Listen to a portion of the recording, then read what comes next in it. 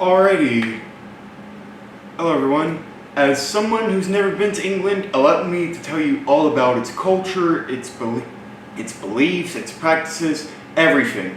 Believe me, you might think you know England, but trust me, you don't. There are so many weird exceptions.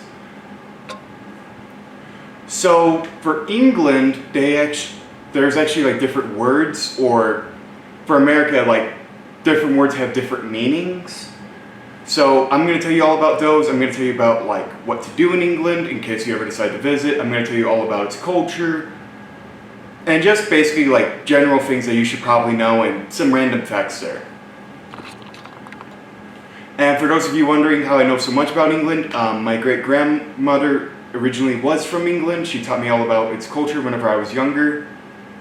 And through research, I found out quite a few things about England that I didn't know before. So let's get started. England has a lot of royal guards and castles.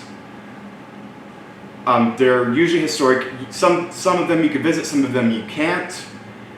And usually you'll find these red guards, or guards with red clothing, and they have what looks like a really big microphone on their head. They literally wear this as a hat.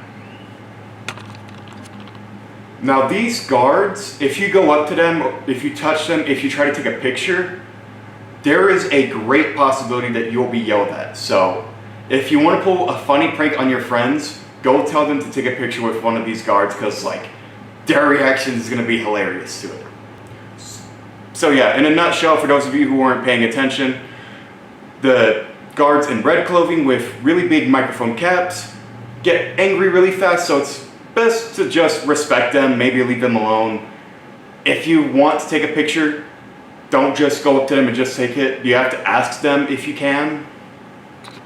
Alright, now, a lot of you are going to know about this one because of movies and stuff, but basically British people drive on the wrong side of the road, whereas in America the driver's seat is on the left side. In Britain, the passenger seat is on the left side and the driver's seat is on the right side of the car. See guys, I did my research. Now, British culture is kind of similar to American culture, but there are a lot of differences, things you wouldn't expect. So I'm going to tell you about all of them, so if you ever go to England, you could just know about this.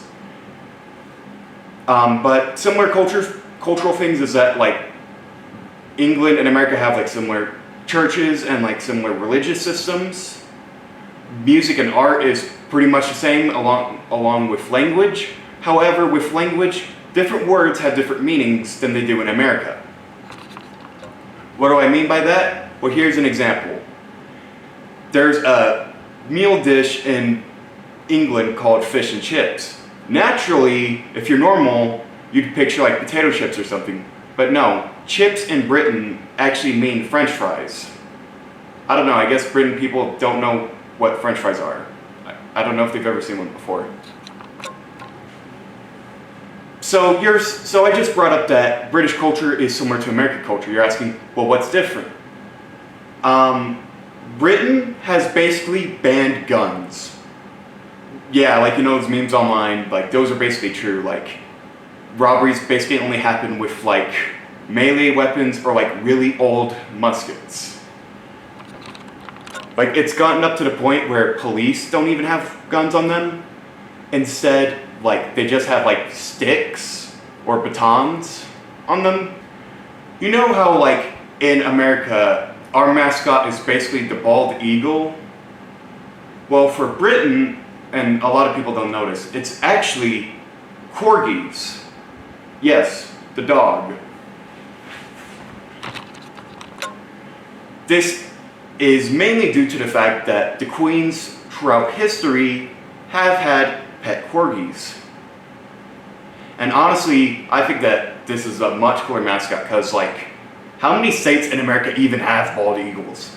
3? So let's go over some meals in England.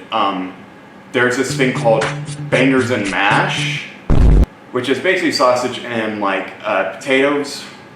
There's fish and chips, which is fish and French fries. I don't know, I guess British people don't know what French fries are, or they just thought They both come from a potato, it's close enough.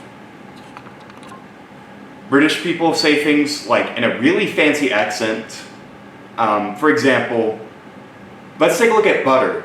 That sounds like so gross, like so Americanized, like I just associate butter with like lard and fat or something. But British people decided to be fancy, and they don't call it butter.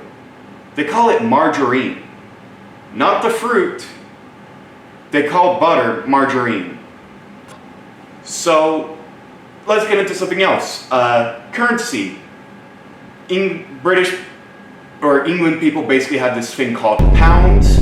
It's basically equivalent to 2 US dollars, so each pound is equivalent to 2 US dollars. It's basically like the same thing as dollar bills, but they're like white. Some of them are white and red, some of them are white and blue. They're like determined by colors. Also, most of these pounds have the Queen of England printed on them. So, you took a trip to England. So let's go over some touristy things that you might want to visit. There's Big Ben. Editors know. Edit this in whenever you say something about the Queen. Alright. So let's talk about the Queen. The Queen, England has this thing called like the royal family, like Prince Charles and all that. The Queen basically is kind of like the mascot of England. And out of respect for her, let us play the last words that she said.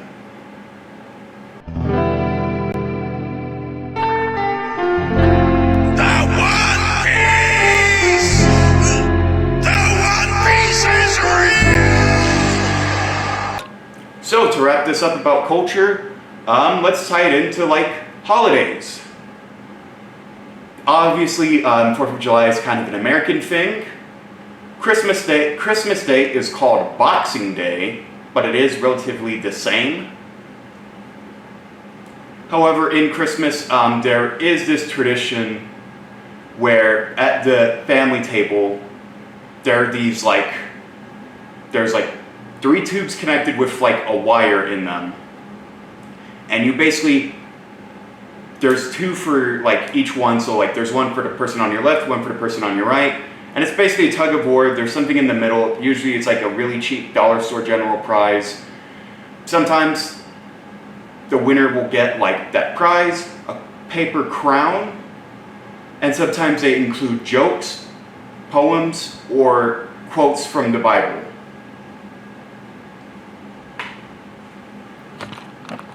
And this is usually only done at Christmas time. Halloween isn't celebrated that much in England, actually. Neither is 4th of July. Mainly the big holidays like Thanksgiving and Christmas, those are celebrated in England. But besides that, that's pretty much like the only holidays that carried over from America to England.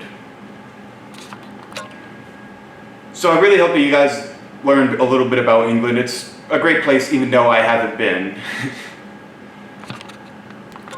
I've taught you about like the different holidays, different meals, different dishes, currency.